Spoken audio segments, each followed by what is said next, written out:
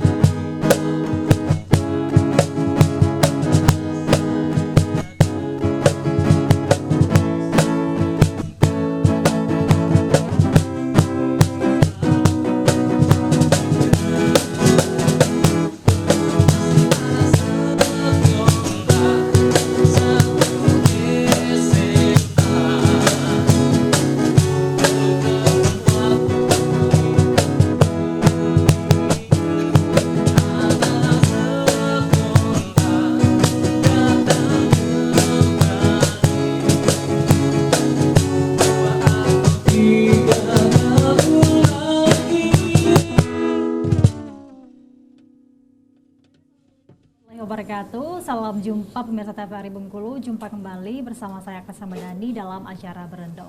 Pemirsa, penerimaan peserta didik baru PPDB telah dibuka sejak beberapa minggu yang lalu, mulai dari tingkat SD hingga tingkat SMA. Persiapan dari wali murid hingga siswa telah dipersiapkan untuk PPDB kali ini.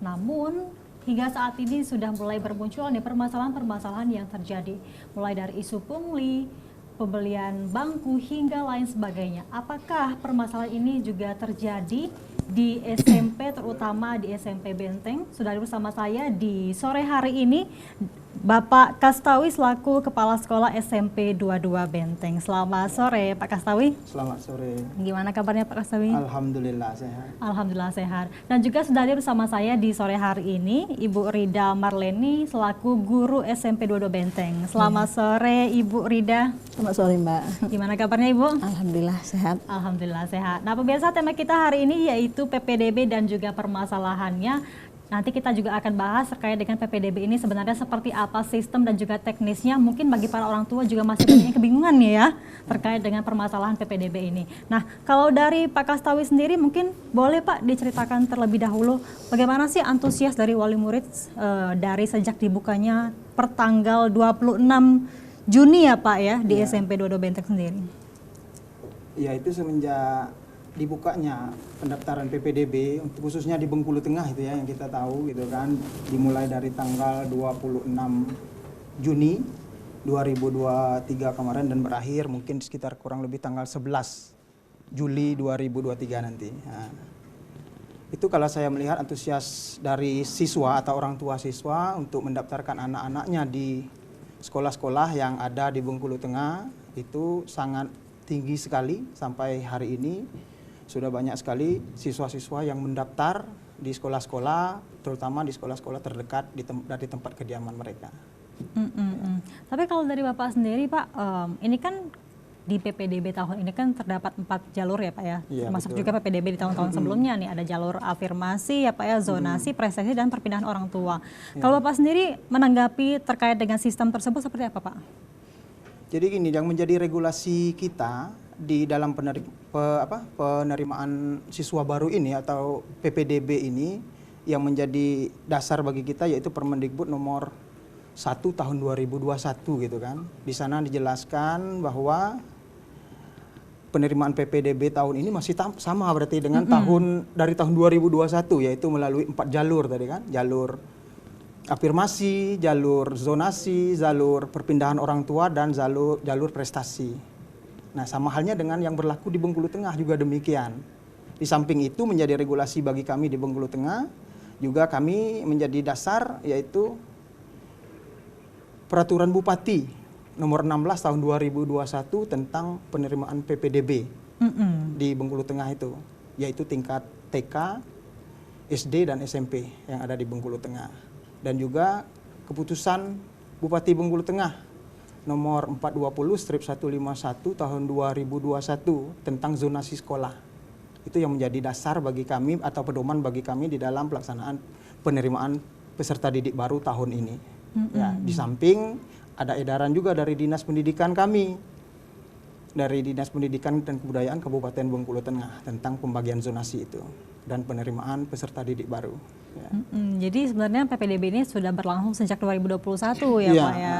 Dan sistem juga, zonasi itu maksudnya. sistem zonasi dan juga masih berlangsung hingga sekarang ini. Hingga sekarang. Kalau dari Bu Rida sendiri gimana Bu melihat antusias wali murid ya hingga saat ini terkait dengan telah dibukanya di PPDB? Ya kalau saya lihat seperti yang dikatakan oleh Bapak tadi, memang tinggi anak-anak yang tamat, khususnya kami ya yang SMP, anak-anak yang dari SD ya berlomba-lomba mendaftar kan sekarang apalagi SMP online ya. Jadi ya antusias untuk mendaftar tinggi, kemudian untuk melihat terima tidak Iya. gitu ya. Jadi membuat mereka orang tua dan anak-anak kan agak deg-degan begitu. Ya selebihnya mungkin sesuai regulasi yang sudah disebutkan Bapak tadi yang berlaku di Bengkulu Tengah gitu. Kalau sejauh ini apakah sudah terdapat kendala Bu terkait dengan PPDB yang ada di Benteng sendiri ya, khususnya di SMP 22? Kalau yang saya lihat ini kalau di sekolah kami ya, kalau di SMP 22 Bengkulu Tengah sejauh ini mungkin tidak ada kendala di PPDB karena terus terang saja sekolah kami itu sekolah kecil dan hanya ada satu inputan dari sekolah dasar untuk ke SMP kami. Jadi kalau kendala yang berarti mungkin tidak ada ya Mbak ya. Tapi kalau saya lihat secara besar dari Kabupaten Bengkulu Tengah mungkin ya karena sistemnya online begitu kan, mungkin ada beberapa orang tua mungkin yang agak mengalami kesulitan untuk melakukan hal tersebut. Tentu saja meminta bantu mungkin kepada guru atau kenalan mereka yang mengerti. Gitu saja mungkin Mbak. Mungkin kalau dari Pak Kastawi sendiri ada yang mau ditambahkan Pak? Ya mungkin sama halnya dengan yang disampaikan Ibu Rida tadi ya. Kalau khususnya kalau di SMP 22 sejauh ini ya kami belum boleh dibilang belum menemukan kendala lah atau permasalahan, mengingat input dari yang masuk ke sekolah kami hanya dari satu sekolah SD itu kan. Nah, tapi seperti yang disampaikan Ibu Rida juga, mungkin di luar ini mungkin ada menjadi permasalahan-permasalahan yang dialami oleh orang tua siswa di dalam mendaftarkan anaknya untuk melanjutkan pendidikan ke jenjang berikutnya. Seperti halnya tadi, karena PPDB tahun ini sama dengan tahun-tahun yang sudah gitu kan, sistemnya online. Nah itu mungkin salah satu kendala yang dialami orang tua karena kurang begitu memahami teknologi gitu atau menguasai teknologi, ya itu tentunya menjadi kendala bagi mereka gitu kan. Mungkin bisa meminta bantuan dari orang lain atau di samping itu juga pihak sekolah juga membuka sistem luring sebenarnya. Nah, kalau seandainya di daerah itu kendala sinyal atau ini orang tua yang banyak yang ini itu dibuka juga luring atau datang langsung ke sekolah gitu. Itu bisa juga. Jadi pihak sekolah langsung membantu ya jika Ya, memang orang tuanya tidak melek teknologi misalnya kan.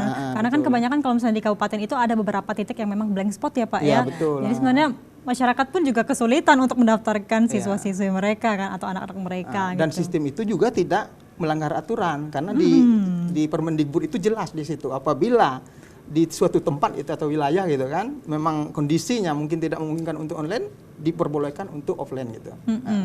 Oke, tadi kan sudah saya sebutkan ya kalau misalnya PPDB itu kan ada 4 jalur ya Pak ya.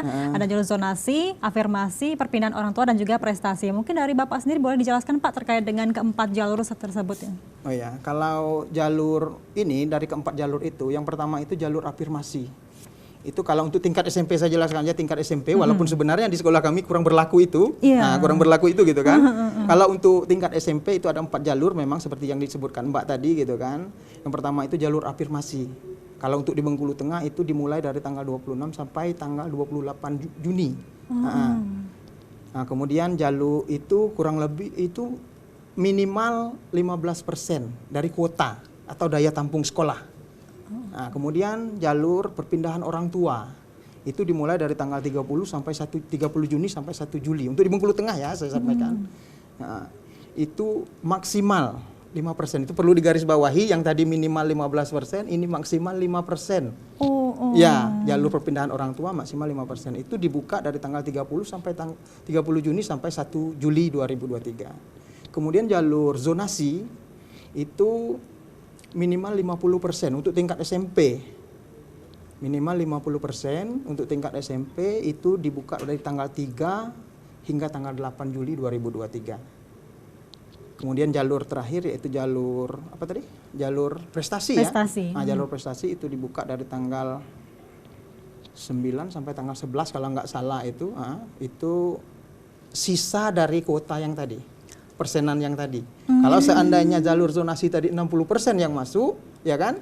Kemudian jalur apa tadi? Jalur afirmasi, ya. 15%, jalur itu apa? Perpindahan orang tua 5%, berarti yang prestasinya 20%. Nah, demikian. Tergantung daya tampung setiap sekolah itu berbeda-beda berarti ya? Berbeda-beda, ya. Seperti kami contohnya, daya tampung sekolah cuma satu rombel atau di dalam satu kelas satu rombel, 32 siswa untuk tingkat SMP satu rombelnya. Itu sudah maksimal. Waduh. Nah, kalau di sekolah itu rombelnya ada 3, berarti 32 kali 3. Itulah daya tampung sekolah itu. Tapi beda dengan tingkat SD ya. Tingkat SD lain lagi. SD 28 kalau nggak salah maksimal. Berarti emang tingkat SD, SMP dan juga SMA itu kan berbeda daya tampungnya ya.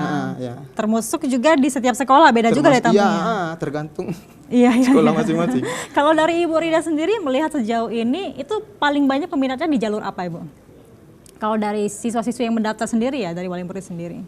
Ya, kalau minat ya tergantung siswa sebenarnya kan. Kalau mereka ada prestasi, mungkin mereka mendaftar di jalur prestasi, kayak prestasi di bidang olahraga atau seni atau dari nilai raportnya sendiri begitu kan. Mereka mau mengajukan itu, mungkin mereka mendaftar di prestasi begitu. Tapi kebanyakan kita kalau yang itu ya melalui zonasi yang dekat di sekitar wilayah sekolah. Tapi kalau perpindahan orang tua ya tergantung kondisi siswa begitu. Tergantung kondisi siswa bagaimana mereka mendaftar itu. Kalau memang orang tua berpindah begitu ya mendaftar di jalur pindahan orang tua. Kalau memang memiliki prestasi ya lewat prestasi begitu kan. Atau kalau memang mereka memenuhi syarat afirmasi ya boleh untuk ke afirmasi. Tapi sisanya ya melalui zonasi gitu. Tapi sejauh ini memang setiap siswa sudah ada yang mendaftar semua di setiap jalur tersebut ya, Bapak? Kalau Di Benteng sendiri? di Benteng saya rasa sudah ada. Sudah. Kalau di SMP Bapak sendiri? Kalau di SMP saya seperti yang saya bilang dari Jalur awal, zonasi saya kami ya. 4 jalur itu boleh dibilang berlaku sekaligus. Mau anak itu berprestasi, mau anak itu ambil jalur afirmasi tetap kita terima karena input dari satu sekolah itu. Karena daya tampungnya juga belum terpenuhi. Daya tampungnya juga ya. belum terpenuhi. Masih ada kuota ya. Masih ada kuota. Baik, kita jeda dulu, nanti kita bahas lagi ya terkait dengan tema kita yaitu PPDB dan juga permasalahannya. Pemirsa, kami akan kembali setelah jeda berikut ini.